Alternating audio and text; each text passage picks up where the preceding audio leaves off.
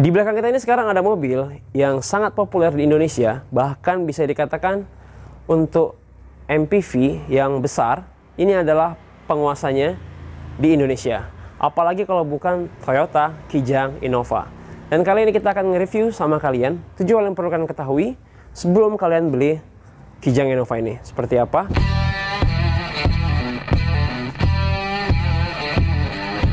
Assalamualaikum warahmatullahi wabarakatuh. Kembali lagi di channelnya Rizky Akbar bersama aku Rizky, di channel yang membahas tentang otomotif, baik itu mobil baru maupun bekas, tips dan trik seputar otomotif. Kalian bisa subscribe di channel Rizky Akbar ini ya. Dan sekarang seperti tadi di awal, kita akan ngebahas 7 hal tentang Toyota Kijang Innova ini. Kita mulai dari yang pertama ya. Jadi kita bahas dulu dari sejarahnya. Nah, mobil ini ya, ini keluar di tahun 2004 ya. Dan sampai di tahun 2015 akhir, 2016, baru dia ganti ke generasi kedua yang dinamakan dengan Innova Reborn. Dan sekarang Innova Reborn masih diproduksi sampai tahun 2021 ini ya.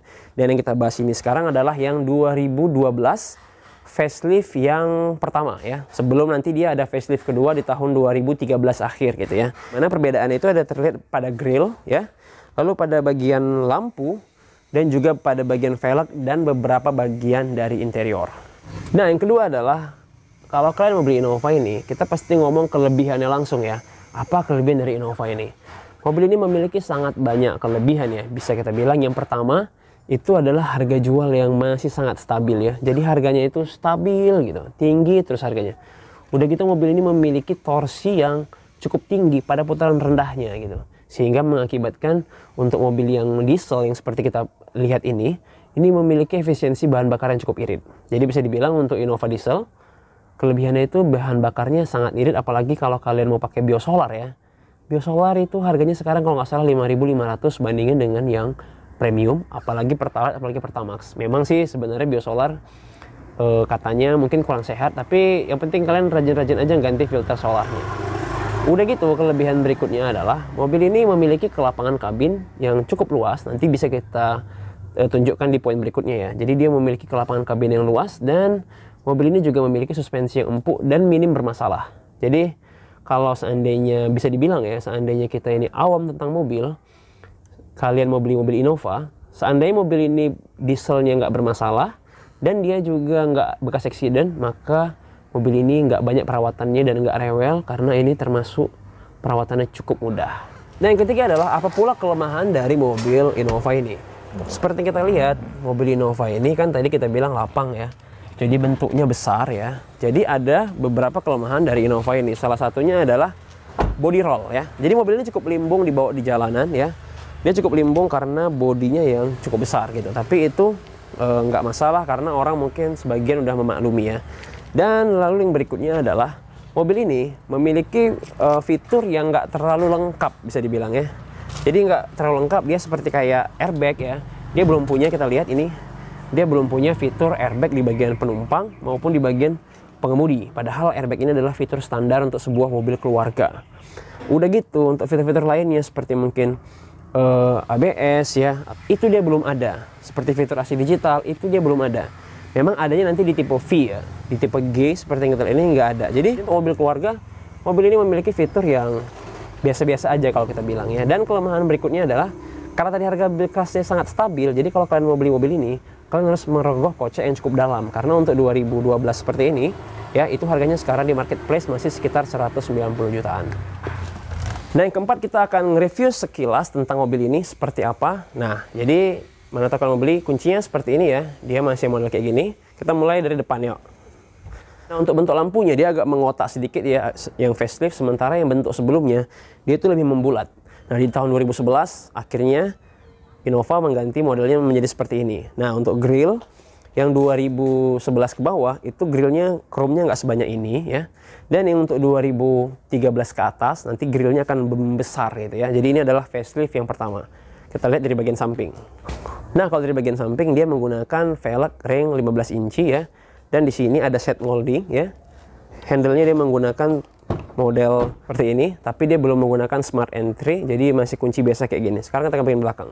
Nah, untuk bagian belakang seperti yang tadi kita bilang, dia belum ada defogger ya untuk mobil kayak gini. Jadi fiturnya memang untuk defogger belum ada, tapi untung udah ada wiper. Udah pakai sensor parkir juga 2 buah. Dan bentuk lampunya memanjang seperti ini. Nanti yang 2013 ke atas, dia akan ada lampu di bagian sini memanjang sampai kemari ya. Jadi yang 2013 lampunya lebih unik, lebih keren gitu. Nah, untuk bagian interiornya layoutnya seperti ini ya, warna abu-abu dan krim ya. Dia kalau yang tipe G belum ada panel woodnya, tapi kalau yang tipe V pakai panel wood. Jadi bedanya itu apa dengan tipe V? Tipe V bedanya nanti di sini AC-nya udah digital ya, dan dia juga udah pakai airbag. Nah, untuk Innova ini yang 2013 facelift terakhir semuanya udah pakai airbag bahkan sampai tipe E. Tapi kalau yang model 2013 ke bawah ini dia belum ada yang pakai airbag kecuali yang V ya. Nah, dan kita mau lihat ini bentuk stewardnya seperti ini ya. Bahannya plastik. Di sini ada laci untuk nyimpan barang kalau bawa keluarga ya. Oke. Dan di sini AC-nya model kompor kita bilang, dan ini head unitnya bawaan ya, seperti ini. Lucu sih, Indes modelnya. Dan ini bagian transmisi, dan ini ada bagian sensor parkir di bagian belakang gitu. Nah, untuk bagian samping sini belum ada tombol audio steering switch, tapi nanti yang varian setelah ini itu akan ada tombol steering switch. Lalu ada electric mirror, belum spion lipat, dan di sini ada turbo timer. Dan di sini ada power window-nya seperti biasa. Tapi yang auto cuman sebelah supir. Nah, untuk bagian tengah ya, di sini udah ada double blower ya. Tapi double blowernya bukan model yang gede kayak gini, tapi dia adalah per kisi-kisi kayak gini ya. Jadi dia model double blower seperti itu, dan ini adalah layout dari tampilan belakangnya. Oke, yang kelima adalah kita akan lihat bagaimana kelapangan dari mobil Innova ini. Sebenarnya kelapangan sih nggak perlu diraguin, tapi nggak apa-apa kita coba supaya kalian makin yakin. Dengan tinggi 181 cm, bukan standar orang Indonesia ya. Oke, ini dia udah bisa slider maju mundur, dan ada untuk mengatur ketinggiannya, namanya height adjuster nih ya. Jadi kalau kalian merasa headroomnya itu kesempitan, kalian turunin gitu. Dan di sini ada sandaran yang bisa diatur ya. Nah, kalau udah oke di sini, steernya ini juga bisa diatur. Ini bisa dinaik turunin, tapi nggak bisa dimajuin ya. Jadi bisa naik turun kayak gini. Oke. Nah, ini adalah posisi yang udah cukup nyaman sebagai pengemudi. Bagaimana kalau kita berada di bagian bangku kedua? Yuk. Nah, ini adalah posisi di bangku kedua, dan bangku kedua ini juga bisa maju mundurin ya. Nah, seandainya kita mau seperti ini ya, maka ini udah cukup lapang dengan tinggi 181 di baris kedua. Sekarang kita coba di baris ketiga. Yuk. Nah, karena bangku baris ketiga ini masih terlipat ya.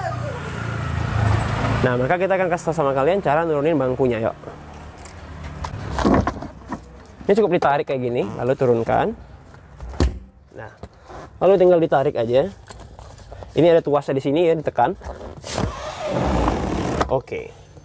Sekarang kita coba bagaimana kelapangan di baris ketiganya dengan ukuran yang tadi. Oke, kita akan coba masuk ke baris ketiga dengan cara menekan ini tombolnya ya. Tapi ini nggak langsung terangkat ya. Jadi kalian perlu tarik lagi di bagian bawah sini untuk narik dia ke atas gitu. Dia nggak one touch stable ya. Oke, ini sekarang kita berada di baris ketiga ya. Kalian lihat ini pas ya. Tapi ini untuk orang yang tingginya 181 cm ya. Untuk orang yang di bawah itu, maka ini pasti muat gitu. Apalagi tadi ini susunannya untuk yang semuanya 181 dari depan sampai belakang. Seandainya kan nggak semua orang tingginya sama, pasti beda-beda. Jadi bisa dibilang mobil ini nih untuk akomodasi luar biasa sangat lapang ya. Tapi memang untuk headroomnya ini cukup sempit ya. Untungnya ini sandarannya bisa dinaikin ya, jadi kalian bisa menyesuaikannya seperti ini. Top, ditambah lagi double blower juga ada di bagian sini kan, jadi udah mantep lah. Oke, yang keenam adalah berapa pula harga pajak BBM dan juga di mana nomor rangka dari mobil Innova ini ya. Nah, untuk harganya seperti yang tadi kita bilang itu berkisar sekitar 190 juta untuk yang 2012 tipe G diesel tergantung kondisi. Sementara untuk BBM dalam kota, mobil ini yang diesel mampu menempuh sekitar 1 liter sampai 9 kilo.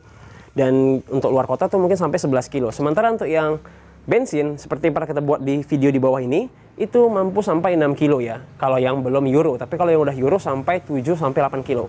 Kalau kalian beda pendapat, silahkan kalian tulis di kolom komentar berapa 1 liter per kilo yang kalian dapatkan dari Innova bensin kalian. Ini adalah nomor angkanya untuk Innova ini. Yuk kita lihat di sini dia posisinya ya. Maka kalian bisa lihat ke bagian bawah situ. Oke. Jadi gimana sekarang kesimpulan terhadap mobil Toyota Innova diesel ini ya? Bisa dibilang mobil ini adalah mobil yang sangat worth it buat kalian beli. Kenapa? Karena mobil ini memiliki banyak sekali kelebihan, meskipun ada sedikit kekurangannya. Mobil ini sangat lapang, harga jual yang stabil, BBM yang irit, serta awet dan juga tahan terhadap biosolar ya. Udah gitu, mobil ini bermerek Toyota sehingga kalau kalian bawa kemanapun, untuk spare part dan perawatannya maka itu nggak akan jadi masalah ya. Dan sementara untuk fitur-fiturnya mungkin yang tadi nggak ada airbag ataupun ABS, itu adalah fitur-fitur yang minim yang mungkin nggak terlalu mengganggu terhadap mobil ini. Terima kasih nonton video ini, klik like dan subscribe kalau kalian suka. Aku Rizky dari channelnya Rizky Akbar. Kita ketemu lagi di video yang lainnya. Assalamualaikum warahmatullahi wabarakatuh.